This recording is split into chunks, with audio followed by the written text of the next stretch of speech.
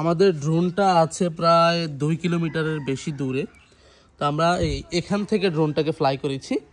আমরা দেখব যে রিটার্ন টু হোম কতটুকু কাজ করে। রিটার্ন টু হোম আমরা দেখছি। এই যে অলরেডি ড্রোন আমাদের খুঁজে পেয়েছে।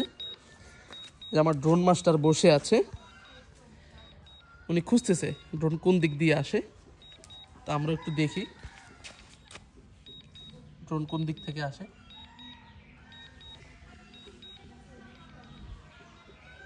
ওই আমাদের ড্রোন চলে এসেছে।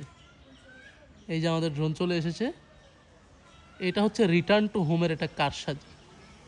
ঠিক আছে, আমরা ড্রোনটাকে এখান থেকে ফ্লাই করেছি। এখান থেকে আমরা দেখতে চাই ড্রোনটা সঠিক জায়গায় নামে কিনা। এখানে গাছপালা আছে, তো দেখতে চাই সে এগুলোকে অ্যাবাউট করে কিনা।